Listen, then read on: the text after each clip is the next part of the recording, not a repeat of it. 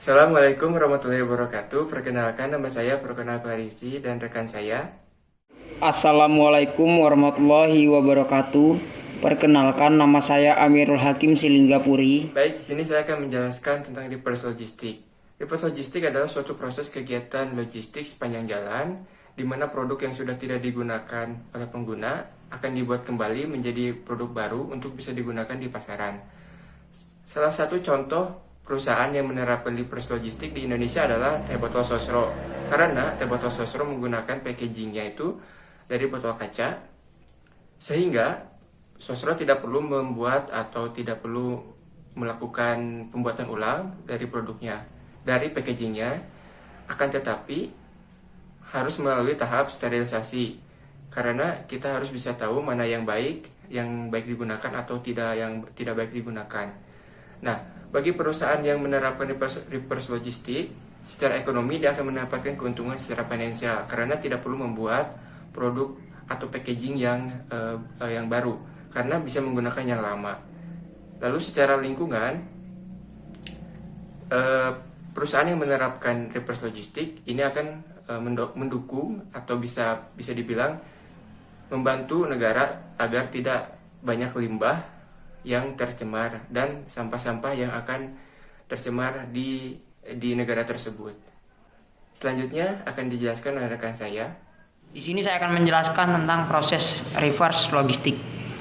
Proses yang terjadi dalam reverse logistik diantaranya sebagai berikut. Yang pertama, pada reverse logistik terdapat banyak titik supply di mana produk dapat diperoleh, begitu juga dengan titik pengumpulan.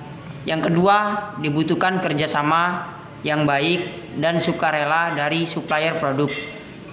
Dalam hal ini adalah konsumen untuk menyerahkan barang ke titik pengumpulan produk. Yang ketiga, yaitu produk yang dikumpulkan biasanya memiliki nilai ekonomis yang rendah. Selanjutnya ada keuntungan reverse logistik. Yang pertama, yaitu memungkinkan produsen untuk menerima produk return dari konsumen atau mengirim barang dagangan yang tidak terjual kembali ke pabrik untuk diambil terpisah. Yang kedua ialah reverse logistik dapat menghasilkan manfaat dalam meningkatkan siklus hidup produk, kompleksitas rantai pasokan. Yang ketiga, reverse logistik dapat meningkatkan kecepatan produksi, mengurangi biaya, mempertahankan pelanggan dengan meningkatkan tujuan layanan dan memenuhi tujuan keberlanjutan. Yang keempat, nilai lebih dapat diekstraksi dari barang bekas atau barang return daripada membuang-buang tenaga.